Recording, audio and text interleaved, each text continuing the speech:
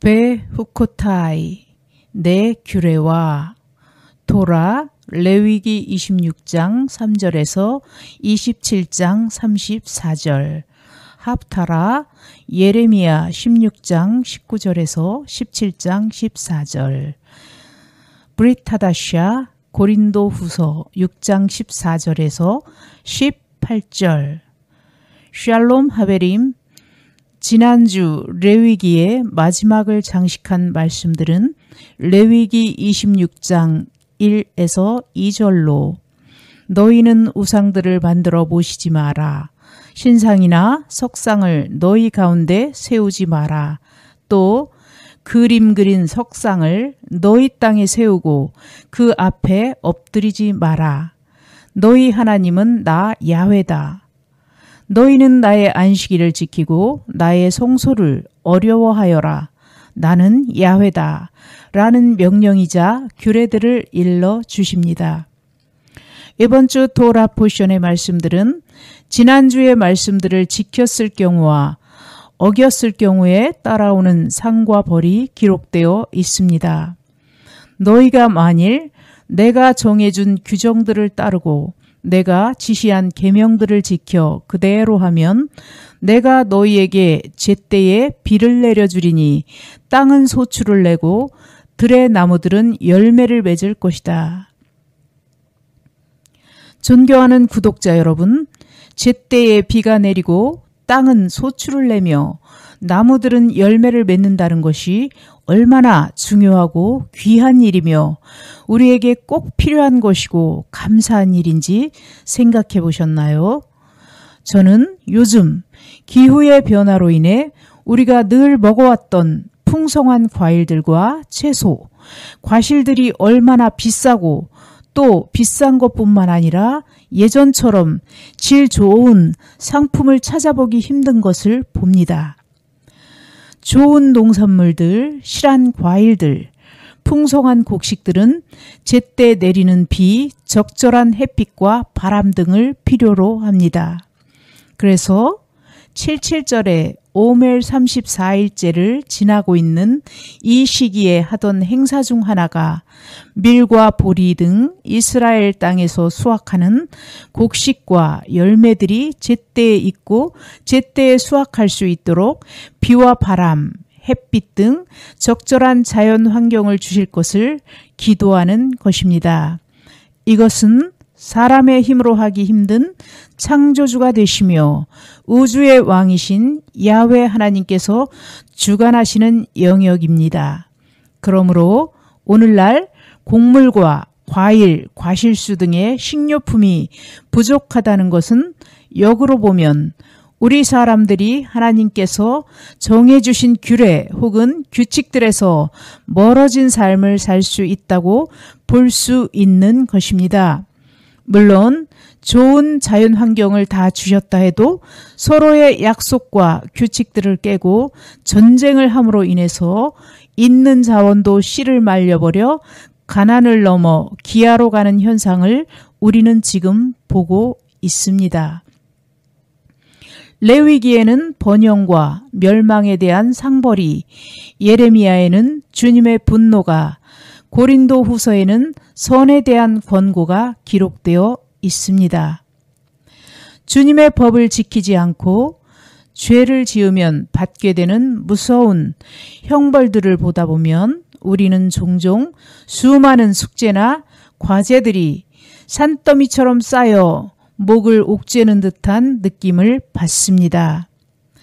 살아가는 데 필요한 일들을 해내고 자기 자신 하나만 챙기는 것도 급한데 성경 말씀은 그런 하찮은 것은 관심도 없다는 듯이 나아가 하루하루 발버둥치는 삶을 무시하는 듯한 위에서부터 내려다보는 시선으로 열심히 살아가는 사람을 오만하게 정죄하는 듯한 느낌마저 들게 합니다. 지금 대한민국의 강한 무신론의 경향을 보이기까지는 앞서 말한 이유도 한 몫을 할 듯합니다. 그렇기에 성경 말씀을 지켜야 한다는 의식과 관심을 유지하는 시간은 일주일이라는 주어진 시간 중 먹고 자고 일하는 시간을 제외한 주일, 안식일 하루에 모두 몰아놓고 벼락치기 회개 기도를 하는 것이 대한민국 신앙생활의 표본입니다. 잘 생각해보면 그리 틀린 말도 아닙니다. 실제로 삶을 유지하고 일하는 데에 들어가는 시간과 체력을 제외하고 나면 휴식과 여가 시간도 빠듯하게 느껴지니까요.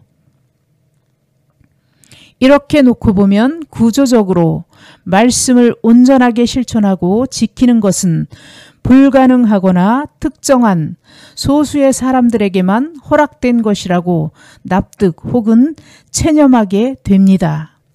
하지만 이번 주 말씀에 적혀 있는 내용들은 명확하게 상과 벌을 통해 말씀을 지키고 순종할 것을 권고하고 있습니다. 이런 상황에서 주님을 믿는 크리스천들은 많은 고민과 갈등이 생겨납니다.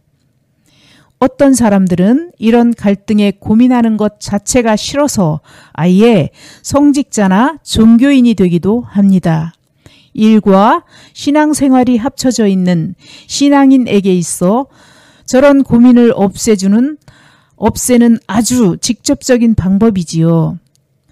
주님의 법을 따르기 위해서는 믿음의 형제 자매 모두가 세상 일들을 내려놓고 모두 신성한 성직자의 길로 나아가야 하는 것일까요? 주님의 법은 진정 특정한 사람만이 지킬 수 있는 것일까요? 이런 질문에 대답하기에 앞서 먼저 해야 하는 질문이 있습니다. 우리는 왜 이렇게 바쁜 것일까요?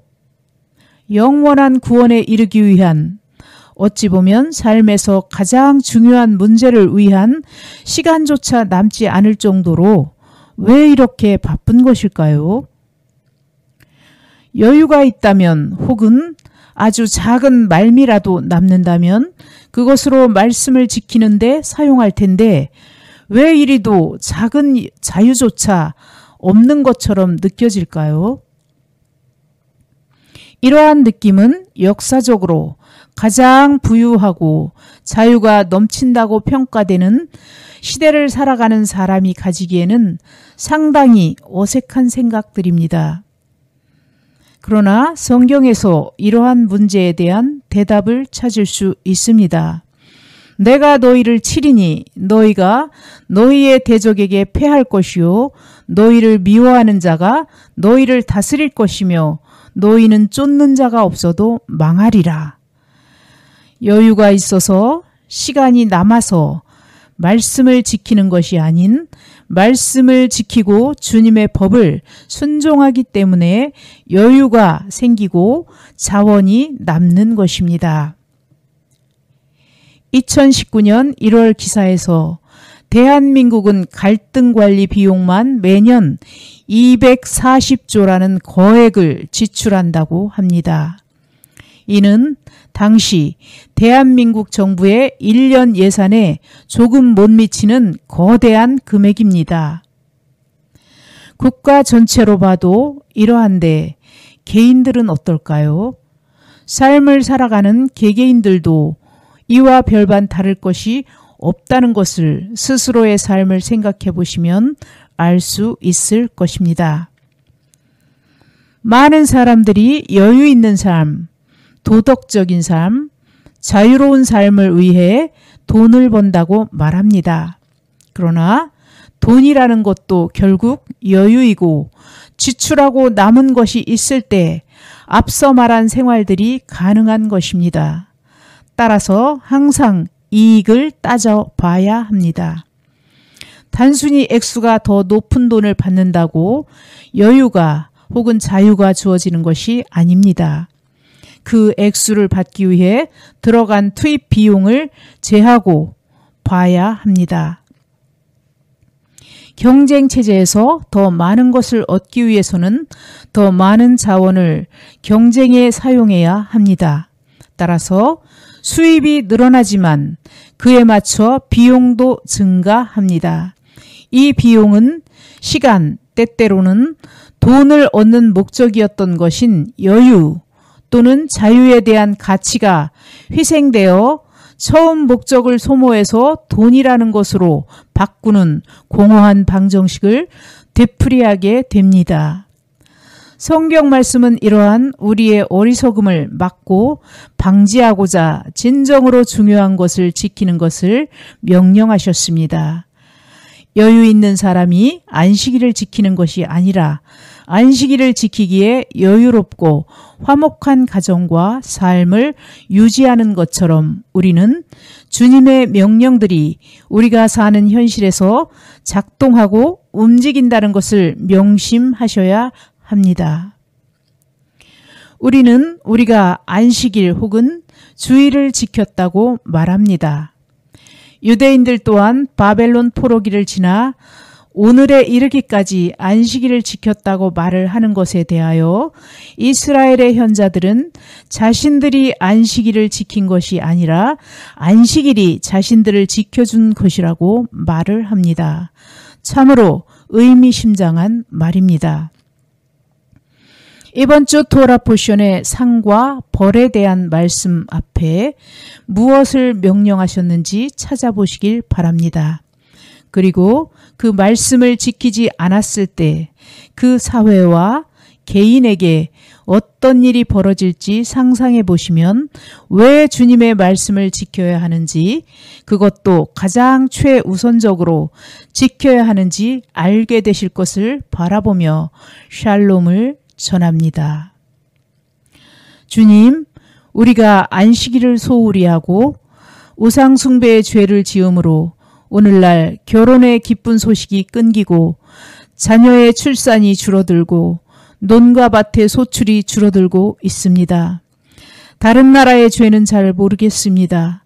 우리 대한민국의 우상숭배의 죄 WCC를 주님 앞에 회개합니다. 주님, 한국 교회의 지도자들이 먼저 앞서 회개할 수 있도록 성령님 역사해 주시고 순간순간 정직과 정의롭고 공의롭게 살지 못한 죄 또한 회개합니다. 나의 작은 불의, 우리들의 작은 불의가 쌓여서 오늘의 현상이 나타난 것을 우리는 압니다. 주님, 저와 우리 대한민국의 교회 지도자들과 교회들과 국민들, 의정자들을 저는 다리를 고쳐주시고 의로운 생활을 할 수 있도록 바로 잡아주시기를 간구하오며 예수와의 이름으로 기도 올립니다. 아멘, 아멘.